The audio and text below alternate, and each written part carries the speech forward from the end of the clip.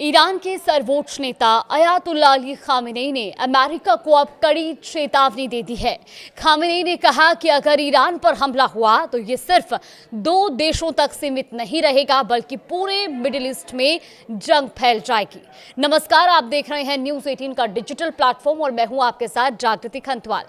तो देखिए, ईरान में दिसंबर में शुरू हुआ संघर्ष अब एक युद्ध की ओर इशारा कर रहा है। राजधानी तेहरान में एक जनसभा को संबोधित करते हुए खामेनेई ने चेतावनी दी है।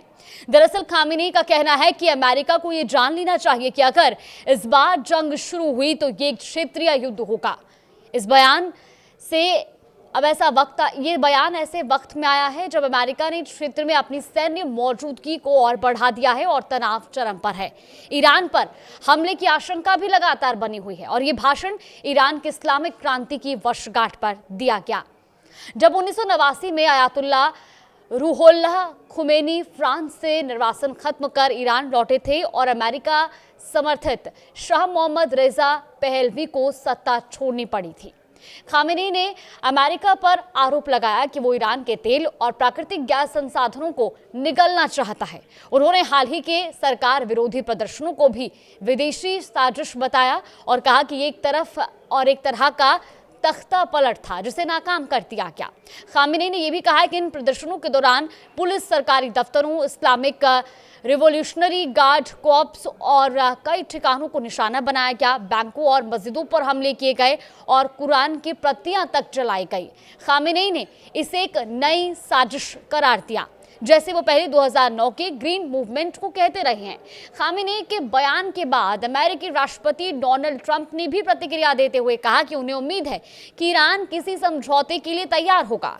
ट्रंप ने पत्रकारों से कहा कि वो ऐसा ही कहेंगे, लेकिन उम्मीद है कि हम एक डील कर लेंगे और अगर डील नहीं हुई तो फिर देखेंगे कि वो सही थे या नहीं। गौरतलब है कि ईरान में हालिया विरोध प्रदर्शन दिसंबर के अंत में शुरू हुए थे, जब तेहरान में व्यापारियों ने गिरती अर्थव्यवस्था, भ्रष्टाचार और मुद्रा रियाल की भारी गिरावट के खिलाफ प्रदर्शन किया। लेकिन बाद में ये आंदोलन देश भर में फैल गया और व्यक्तिगत आज़ादी, पानी, बिजली संकट और प्रदूषण जैसे मुद्दों से जुड़ गया।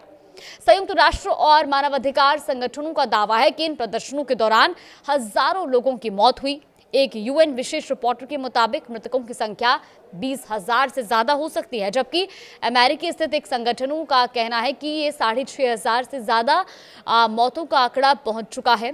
फिलहाल देखिए, खामेनेई तो स्पष्ट कर चुके हैं कि अगर ट्रंप ने हमला किया तो सिर्फ ये जंग ईरान तक सीमित नहीं रहेगी बल्कि इसमें पूरे मिडिल ईस्ट को झोंक दिया जाएगा।